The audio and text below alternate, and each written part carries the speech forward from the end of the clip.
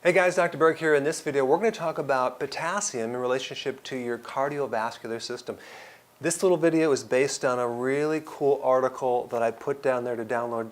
If you have any cardiovascular problems, you need to read this article. This is called the New Guideline for Potassium Replacement in Clinical Practice.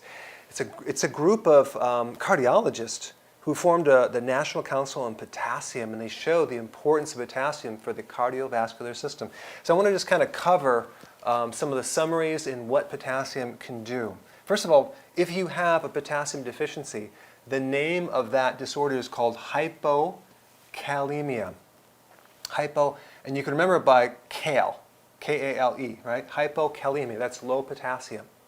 Now, if you have a potassium deficiency, you might feel tired, leg cramps, muscle weakness, constipated, tremor, because potassium is intimately involved with muscle physiology, nerve physiology, and cardiovascular physiology.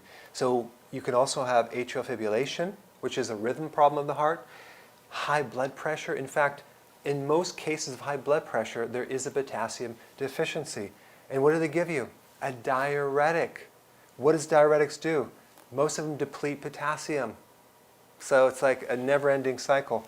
And then also, if you're low on potassium, you will have a higher pulse rate. Potassium lowers your pulse rate. Okay, so now the question is, how could you possibly get a potassium deficiency, right? Well, here are some of the causes. One is maybe too much sodium, because when you increase sodium, you naturally decrease potassium because they work together. But maybe it's not potassium. Maybe it's low manganese, or magnesium, sorry, magnesium. So magnesium is necessary to keep potassium in the right balance, and that comes from vegetables, all right? Insulin, high insulin. So let's say you have insulin resistance or you're diabetic. Do you know that you're not going to be able to absorb potassium that well? And that's why there's all these edema and fluid issues. In fact, it takes potassium to heal the insulin dysfunction. You can almost correct insulin resistance and improve your blood sugars by taking potassium. Fascinating. And then, of course, too much sugar to spike insulin will actually deplete potassium. Too many refined carbs will do it. That's why if you consume a lot of sugar, all of a sudden your pulse rate starts going higher. Also, high cortisol, that's the stress. Also, in a medication called prednisone, that can also deplete your potassium. Of course, you have the diarrhea and vomiting to some degree. And then also a condition called alkalosis. Alkalosis is when your body is just too alkaline. And I know you've been taught that people need to just alkalize the body and all this stuff. Well, actually, when you go through a lot of stress and you have high levels of cortisol, your adrenal body type, your pH becomes more on the alkaline side. Your blood pH becomes excessively alkaline, and that's called alkalosis. And one of the symptoms is a potassium deficiency. Interesting, right? Surgery and trauma.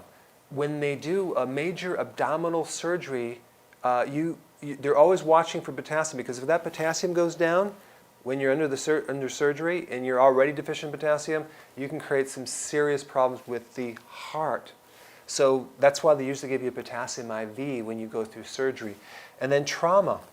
I remember I had a bike accident, went over the handlebars, and I landed in the cement, and my potassium just went down to zero. And I think because when you go through stress, it spikes adrenaline. Adrenaline will decrease potassium too.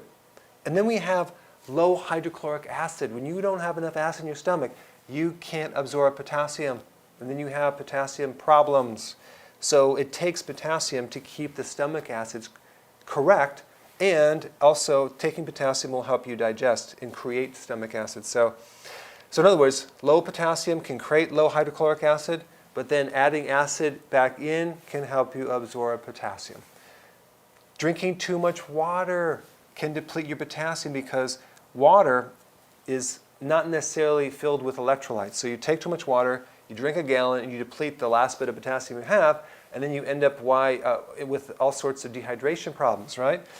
Diuretic, that's another cause of potassium deficiencies, and that comes from when you're on high blood pressure, they give you a diuretic, and then you become potassium deficient. And then you stay you continue to have high blood pressure. Crazy. So in this article that I want you to download, these doctors are recommending potassium to prevent and even correct a lot of the cardiovascular problems.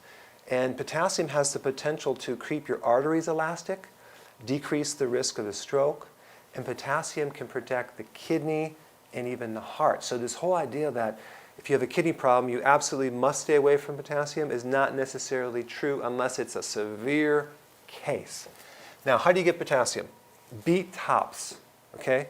But if you don't like beet tops, you just need to start to increase your salad to 7 to 10 cups of salad. Why? Because it takes that much potassium, and we need a lot, like close to 4,700 milligrams.